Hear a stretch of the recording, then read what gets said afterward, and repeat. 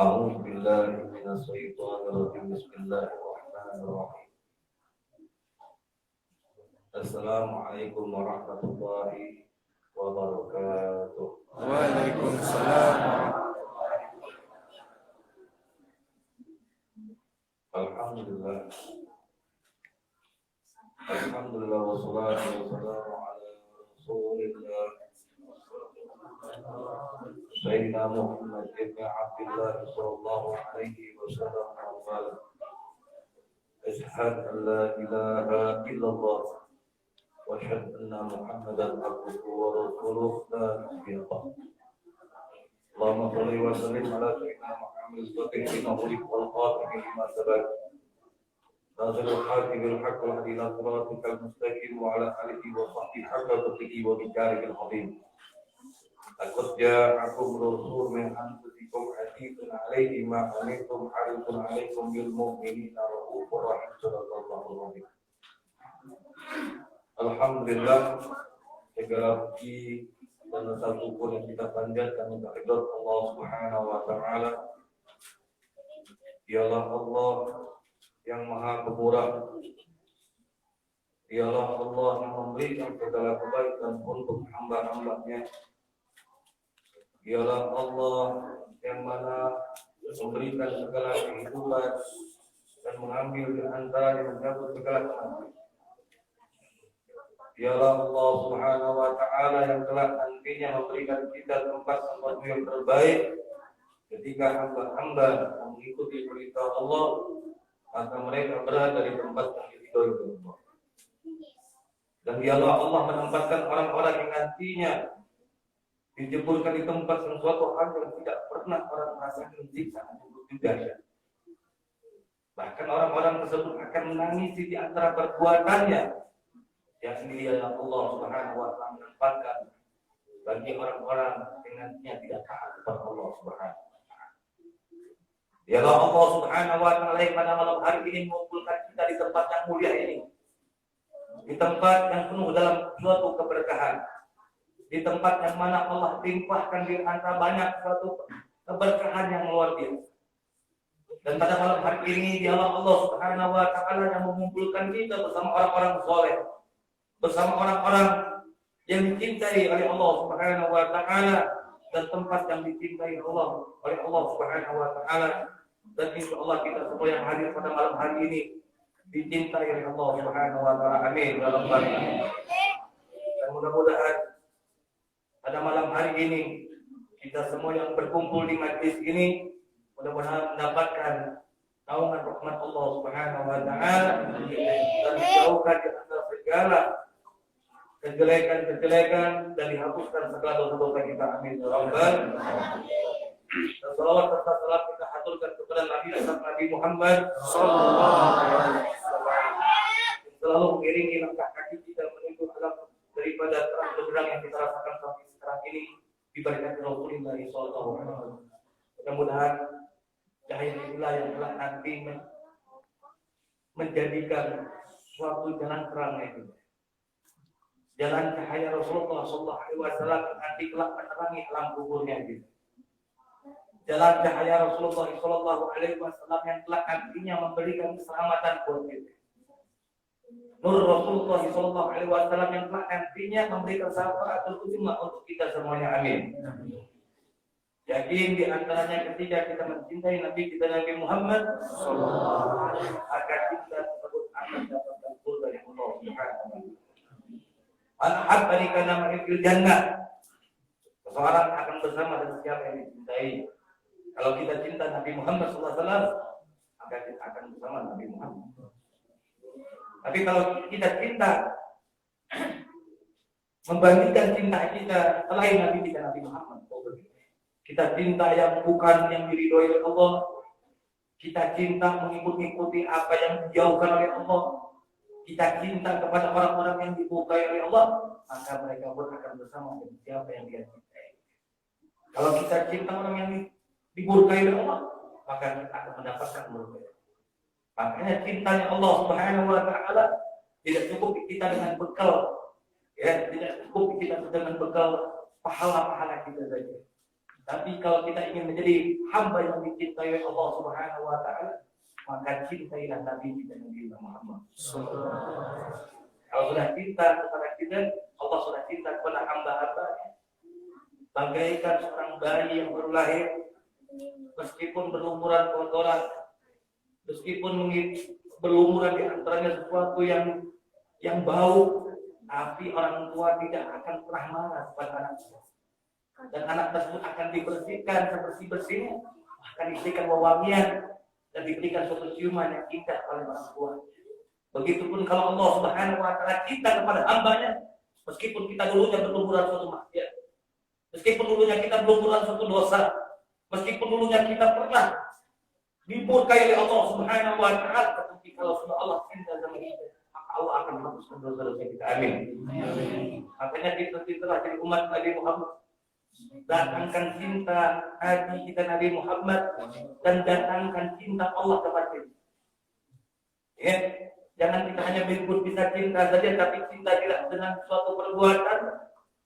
Kita hanya menyebut cinta, memperbanyak di antara untayan-untayan cinta, tapi perbuatannya tidak cinta. Berarti cintanya dusta. Hari Muhammad. Siapa yang mau cinta didustai? Ya, tidak akan ada manusia kalau didustai, tidak akan ada. Tidak akan ada yang mau.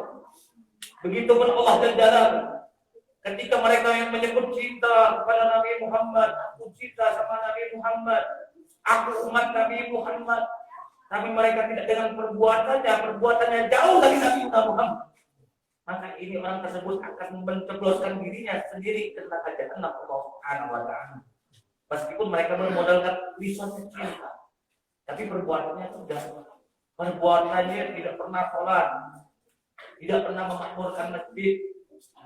Ya, hanya waktu-waktu tertentu baru mau makmurin.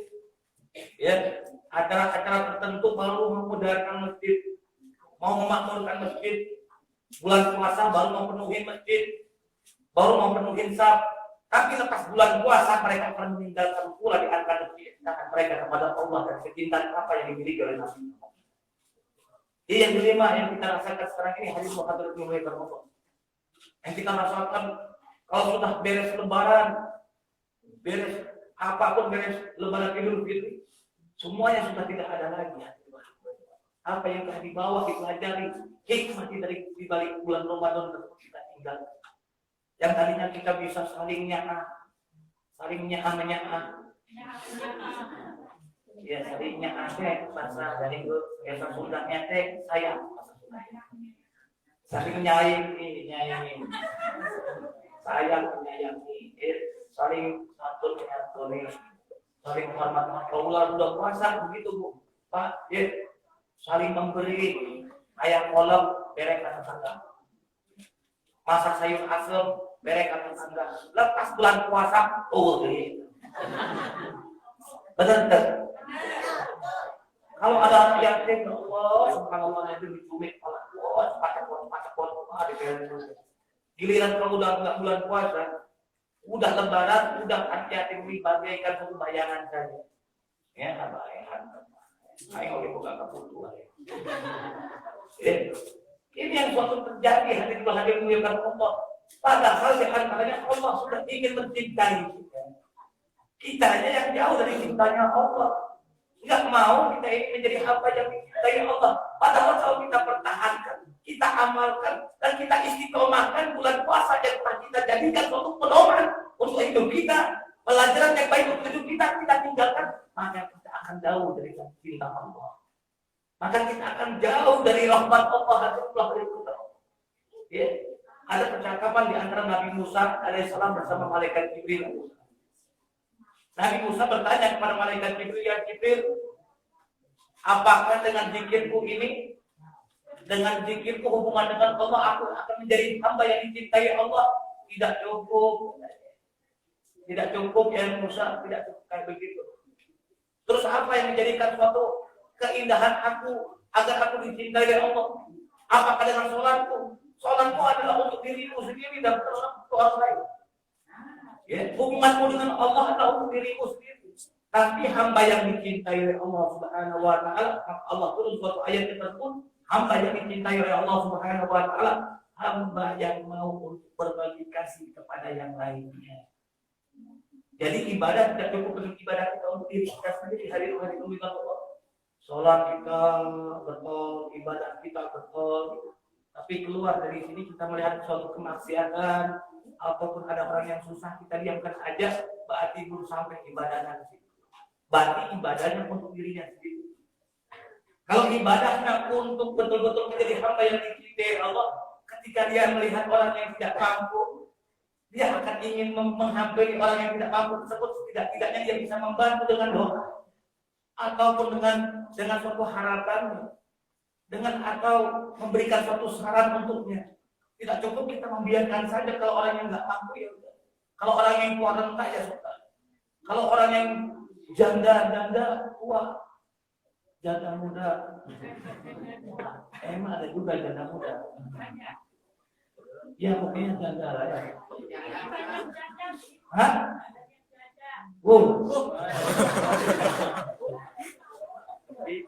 Pengaruhan kurang dari dua. Luas kaget. Tahan sudah kaget. Jadi janda teh.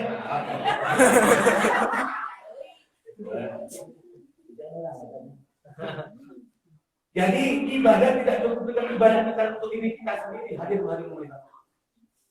Ibadah kita yang kita kerjakan, sholat, zakat, ataupun kita berpuasa, naik haji adalah untuk memberikan suatu kebaikan untuk umat Nabi itu. Untuk hamba-hamba yang dicintai oleh Allah. Hamba-hamba yang diciptakan oleh Allah. Jadi kalau kita ibadah haji, ibadah sholat adalah untuk diri kita sendiri, memang betul pahalanya. Tapi setelah kita sholat, ketika sudah berpuasa, ketika kita sudah berhaji, nah apa perbuatan apa yang menjadikan kita ini biar dicintai terus oleh Allah? Jangan sudah kita beribadah, tapi kita tidak dicintai ya rugi. Ya. Kalau kita sudah nggak dicintai oleh Allah, apapun yang kita kerjakan tidak akan masuk poin. Ya. Tadi saya ceritakan tentang Abu bin Hisam. Ya. Abu bin Hisam ini seorang ahli ibadah, ahli puasa, keningnya biru, atas sujud biru. Kedor. Benar kedor. Mudah-mudahan tadi sujud ya, kita semua ahli sujud. Jadi Abu bin Hisam ini ahli ibadah, tidak pernah lepas ibadah. Dengeng azan, mendengar azan langsung full. Allahu Akbar langsung dia datang. Bahkan sebelum azan dia datang duluan. Abu bin Hisam ahli ibadahnya luar biasa. Tapi Abu bin Hisam ini, ketika dia ibadah, pulang dari masjid, dia langsung pulang ke rumah. Tidak ngomong, bukan apa kewan. Assalamualaikum Pak. Pak. Ayo itu ayo. Baik lah. Ya. Jadi setiap misalnya orang nggak tahu mukanya itu, nggak tahu ibadahnya itu luar biasa pokoknya. Nggak pernah ngomong, pulang ke rumah tidur makan, terus dia ibadah lagi, begitu yang dilakukan oleh Abu bin Hisam.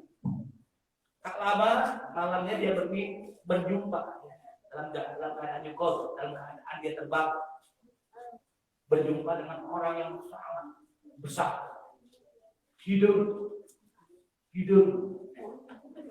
irup deh, badak, gede banget, langsung terkejut melihat itu siapa. Langsung ditaruh sama Abu bin Hisam. Anjan saat saya adalah malaikat utusan Allah. Wah, malaikat ketemu sama malaikat, senang kali Abu bin Hisam. Wah, apa tugasmu malaikat? Saya menulis hamba-hamba yang dicintai Allah. Pede nih Abu bin Hisam. Nah, kalau begitu, wahai malaikat, saya ingin menanyakan. Kayaknya nama saya ada di catatan itu. Nama saya Abu bin Hisam bin Isma. Coba cari malaikat. Dibuka sama malaikat. Oke, kalau begitu dibuka sama malaikat. pas saat dibuka, dibuang kembali ke kamar, ini tidak ada di bulan Allah. Namanya nggak ada di catatan hamba yang dicintai oleh Allah. Kaget Abu Hurairah menangis. Terus dia bertanya sama malaikat, wahai malaikat, apa dosaku sehingga Allah ini tidak menulis namaku, tidak menyuruh engkau untuk menulis namaku menjadi hamba yang dicintai oleh Allah. Kata malaikat tadi, aku tidak diizinkan oleh Allah Subhanahu wa taala untuk mencatat nama engkau wahai Abu Hurairah. Jadi kaget begitu luar biasa, menangis tersungkur Abu Hurairah. Apa perbuatan dosa yang dia lakukan? Sampai akhirnya malaikat menyatakan, engkau, saya tahu apa yang kau kerjakan wahai Abu Hurairah. Engkau bangun malam, engkau melaksanakan qiyamul lail, engkau melaksanakan tahajud, engkau berpuasa wajib atau bahkan daripada puasa sunnah. Dan aku tahu engkau ini selalu melaksanakan ibadah tepat waktu.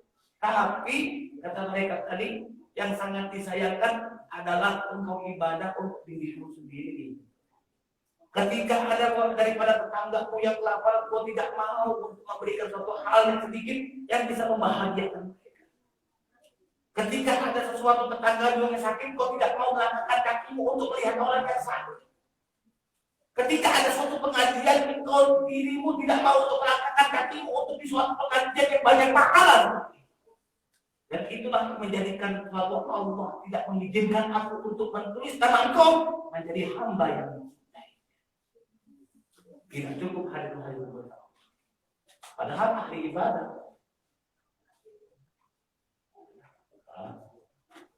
Mana kata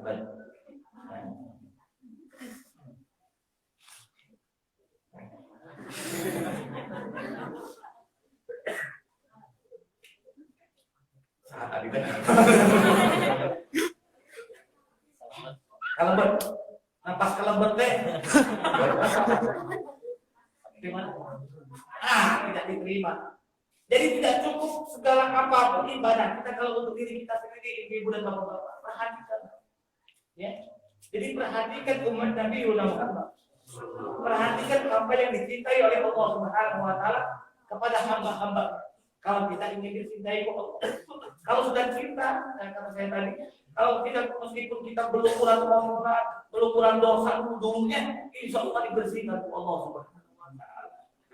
Tapi kalau kotoran sudah melekat di hati kita, maka sangat sulit untuk membersihkannya. Caranya untuk membersihkan kotoran di hati kita ini, ya harus dengan proses yang dimulai. Tentunya tidak cukup dengan iman Islam saja, tapi untuk membersihkan hati ini perlu dengan kita proses untuk menjadi hamba yang betul-betul tunduk sama Allah, takut. Kira-kira kita siap dengan Allah? Iya, malah kowe bikin mes aku, malah kowe terus pokoknya meninggalkan aib aku. Kalau nggak lihat status orang lain hidup Tuhan, ditinggali di pemimpin. Status pemimpin kan awalnya aku gila hidupku di kamu. Satu Dewi statusnya kita sama Abi menikopet. Segala status orang lain kita ingin tahu, berarti kita sudah makan di antaranya penyakit yang masuk ke diri kita. Penyakit kita makan, namun itu kita sudah makan penyakit. Pagi-pagi kita sudah nyembah HP, betul atau betul? Bukan yang saat kita bangun tidur langsung ngambil wudhu, langsung kita mensegerakan sholat. Ini yang kita pegang HP dulu, dibawa ke kamar mandi, ngadel dulu. Pokoknya kayak gitu. Mau gimana hatinya mau sembuh, mau hatinya gimana mau baik. Hatinya mau gimana mau tidak bersih, hati itu hadir mengingat Allah. Hatinya terlalu banyak penyakit, ya hatinya terlalu banyak penyakit. Nah, guru saya dulu mengajarkan bagaimana cara membersihkan hati. Guru saya Al-Habib Munzir bin Fuad Al-Musawa Allah. Sebentar lagi oleh yang kita doakan almarhum Allah yarham Habib Munzir, mudah-mudahan selalu senantiasa mendapatkan keberkahan baiknya. Amin. Jadi guru saya mengajarkan kalau kita ingin membuang hati yang penuh penyakit, dengerin ya, damuin. Hah? Dangin. Saruan. Gangkeun. Gangkeun. Gangkeun. Kalau kita ingin melihat dogi itu, ketika rumah kita ini selalu didatangi dodok. Dogi teh anjing nama ya. Ini memang namanya binatang anjing ya. Saya menyebutkan nama binatangnya. Ini kalau kita melihat suatu rumah kita ini selalu didatangi oleh anjing, anjing ini tidak akan pergi kalau ada yang disukai. Ya. Yang disukai anjing itu makan-makan seperti kurang, ya. Ataupun pokoknya yang bau-bau, anjing nggak akan pernah pergi kalau kita usir ke Cibaduy, tak datang. Cobaan deh, saya anjing. Oh, halo. Kucing obat. Oh, ini kalau kita ingin mengusir anjing dan buang dulu apa yang disukai oleh anjingnya, maka anjing tidak akan mendatangi kita lagi. Tidak akan mendatangi rumah kita. Belum kalau kita di Sumatera mau mengusir anjing itu ada tulang kalau salah satu tulang makanan kalau kita buang racun, oh anjing akan datang terus. Oh ternyata ini yang disukai anjing. Akhirnya kita kumpulkan, masukin tong sampah, kita gembok. Akhirnya anjing itu lama-kelamaan dia akan jauh dan akan hilang, pergi. Nah begitu pun hati kita. Kalau syaitan ini kita ingin mengusir syaitan dalam kehidupan kita tidak akan pernah pergi kalau ada yang disukai oleh syaitan. Hasad, dengki, sombong, ujub, ria, kibir, segala-galanya. Kalau kita ingin ada masih penyakit seperti ini syaitan tidak akan pernah hilang dalam kehidupan kita. Makanya belang betong sholat kita. Menganggap remeh segala suatu persoalan ibadah dan tidak pernah takut dengan Allah. Karena apa? Karena kita ada banyak di antara apa yang disukai oleh syaitan.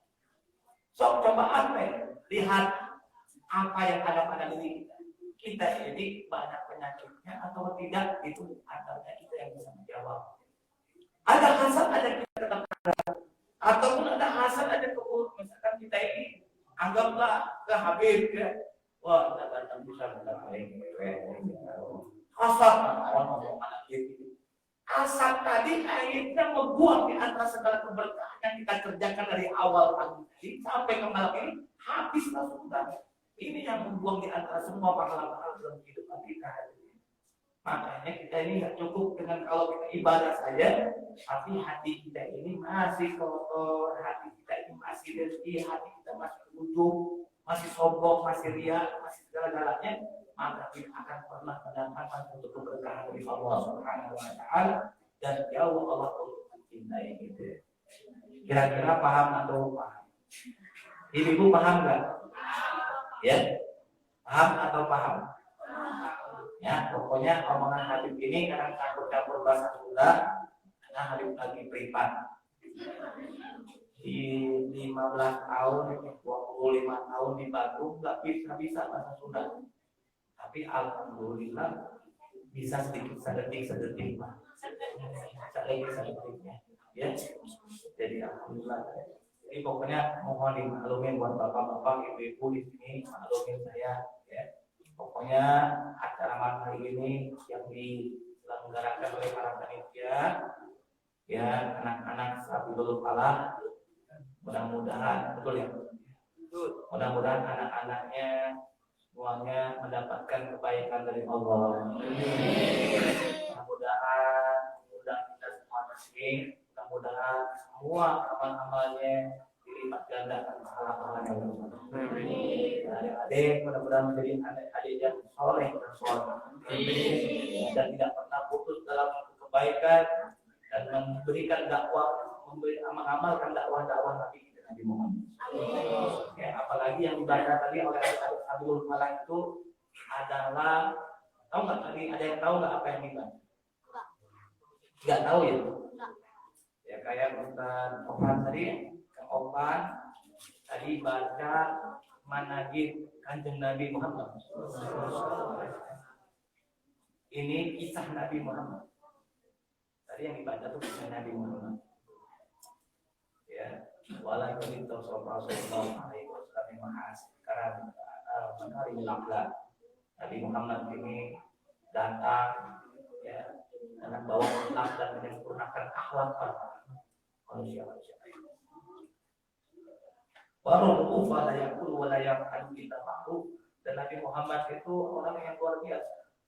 Baru rupa pemaaf, penyayang, penyabar, melihat orang-orang ini tidak pernah keras hati Rasulullah. Baru rupa layak pun walayak adu kita makhluk dan Rasulullah ini merangkul orang-orang yang lemah hati. Itulah yang kita inginkan menjadi umat Nabi ini. Kita saling rangkul, jangan pernah saling jauh. Dan saling untuk bersatu dan menjalin saling memecahkan.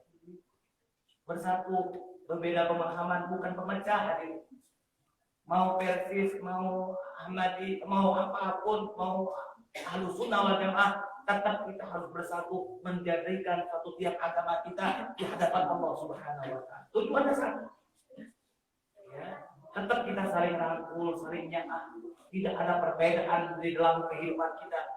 Dan tidak ada jarak untuk hubungan kita untuk selalu saling menyayangi dan saling menyayangi.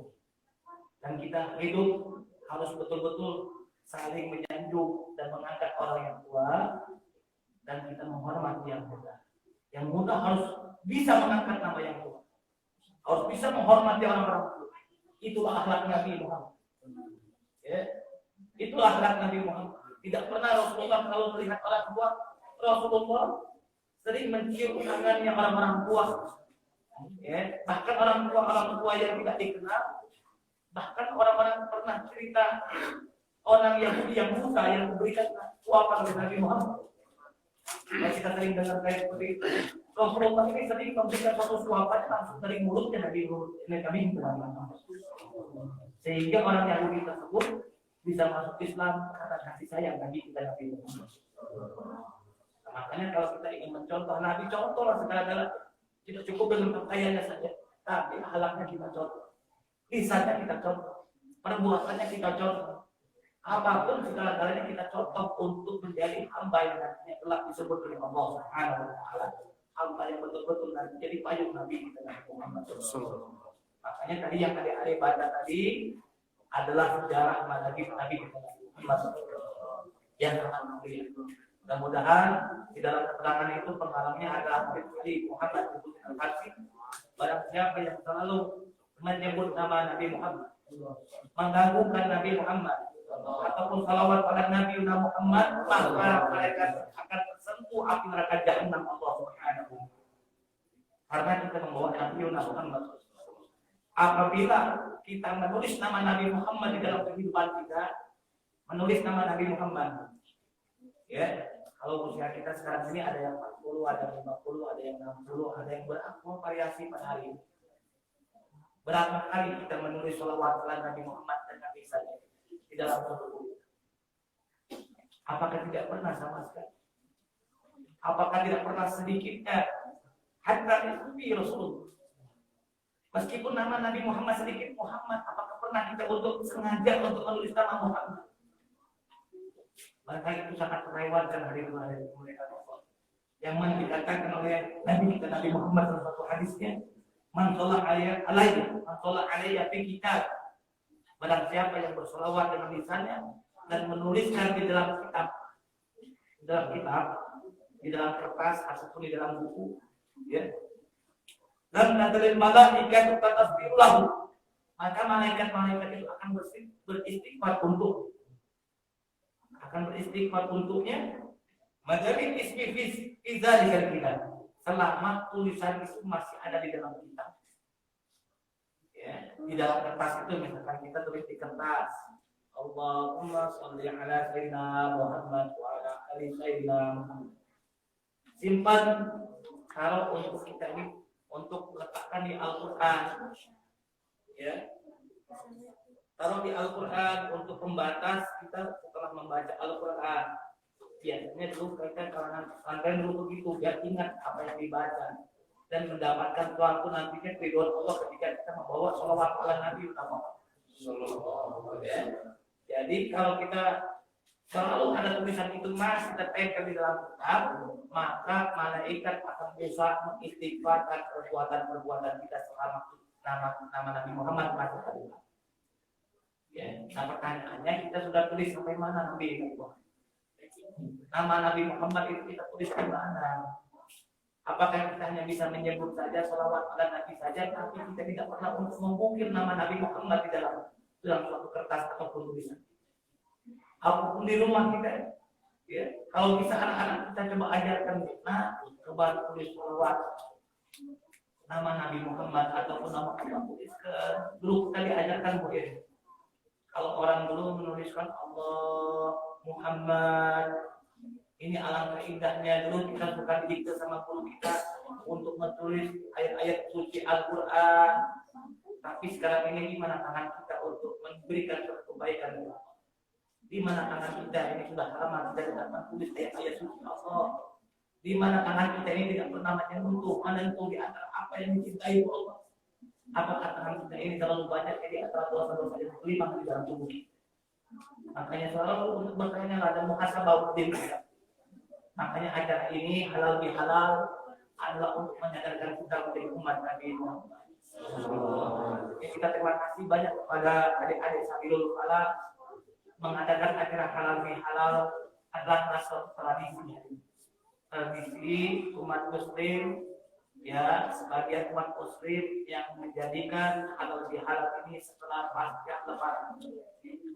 Kenapa dari masa Lebaran ketika kita saling berjumpa, ya kita saling bermaafan-maafan dan saling melepaskan di antara dosa dan kesalahan. Makanya beruntung nih adik-adik Sabilul Falah, untungnya sangat banyak pada hari ini. Ya, teruskan perjuangannya, jangan sampai selesai di sini. Kalau bisa besok lebih rajin lagi, ajak ibu-ibunya kalau bisa ngadain rutinan. Ya, Sabilul Falah, adik Sabilul Falah, undang orang tua kita, tapi undang secara hormat. Hormati orang tua kita, sayangi orang tua kita. Karena ketika kita menyantui orang tua, maka orang tua akan menyayangi kita juga. Tapi kalau kita menjauhi orang tua di dalam suatu kegiatan apapun, maka orang tua akan nanti berkecil hati. Kalau sudah kecil hati orang tua, takutnya kita tidak ada dukungan dari orang-orang yang dicintai. Makanya nanti takut jauh kita dicintai oleh Allah. Makanya datang orang tua, undang, adain pengajian, Pak, yang ada pengajian. Ya, ibu-ibu ataupun bapak-bapak kumpulkan jadi satu. Mudah-mudahan selalu untuk suatu menjadikan kebaikan-kebaikan dan kita menjadikan untuk amalia-amalia untuk nantinya untuk di sisa akhir hidup kita. Karena kita nggak akan lama lagi. Ya, barangkali hitungan kita ini ada yang 1 minggu, ada yang 1 bulan, tapi mudah-mudahan di sini supaya pada sehat walafiat. Tapi siap-siap, ya semuanya akan dipanggil oleh Allah Subhanahu wa taala. Ya, munafik dan mau semua yang bernyawa akan menjumpai kematian. Kita yakin ayat ini berarti kita pun akan kebahagiaan. Entah waktunya kapan, entah di mana tempatnya, nanti kita akan kembali kepada Allah. Judulnya apa yang kita akan bawa? Judulnya apa yang akan kita bawa? Apakah sudah kita memperbaiki kehidupan kita, memperbaiki ibadah kita, memperbaiki segala amalan-amalan itu. Mudah-mudahan dengan acara seperti ini menyadarkan kita kembali. Kita akan menguatkan kembali ibadah kita yang kita tinggalkan di bulan suci Ramadan kemarin, tingkatkan kembali. Tadarusan jangan pernah tinggal.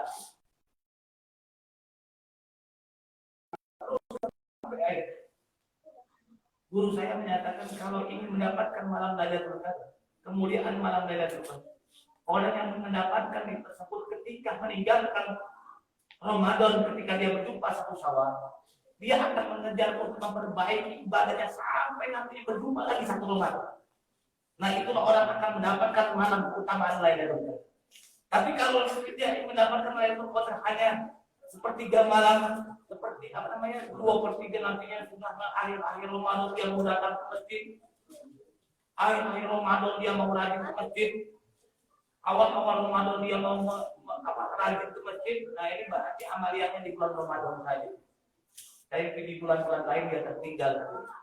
Makanya kalau orang-orang sholat bisa dulu mendapatkan malam keutamaan Lailatul Qadar, mereka setelah meninggalkan berjumpa dengan satu Syawal, maka mereka akan menghidupkan hidupnya ibadah kepada Allah. Tabaruk Allah akan dekat hati kepada Allah. Berubah segala-galanya. Sampai dia berjumpa dengan satu Ramadan, maka hidupnya akan mendapatkan kebaikan dari Allah. Kalau sudah baik, enak bu, nyaman, tidak ada suatu kesulitan apapun ketika nantinya menutup nafas. Allah berikan di antara izinkan lisannya untuk menyebut nama.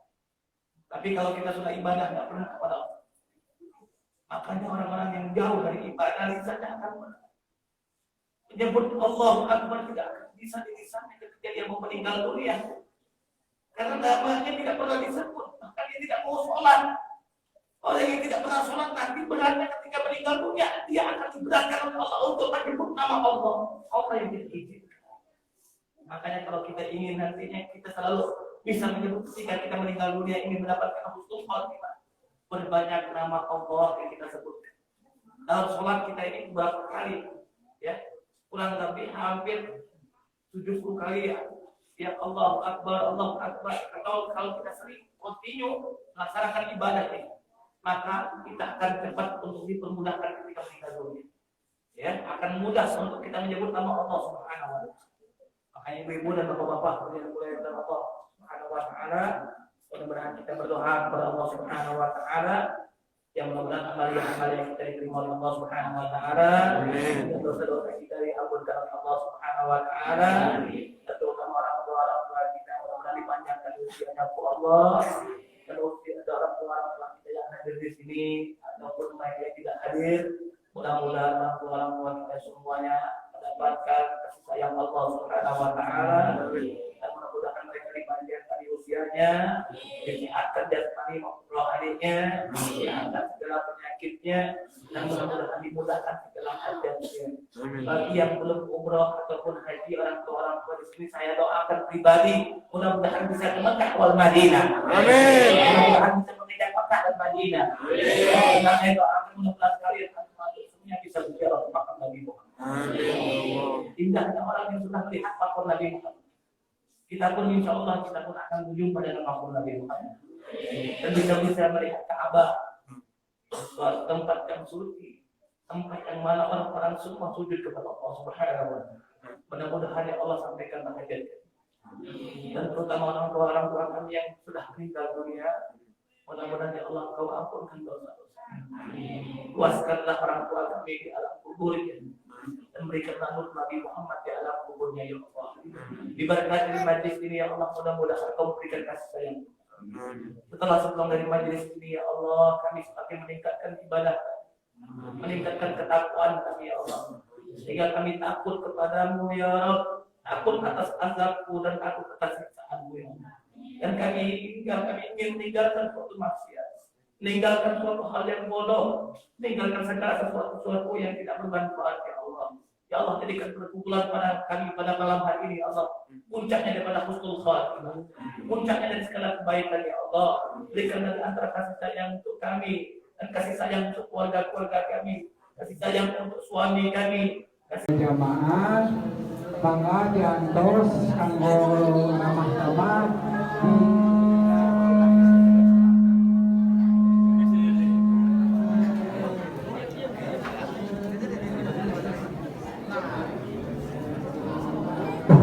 sahidai ka para jamaah mangga diantos hadirna di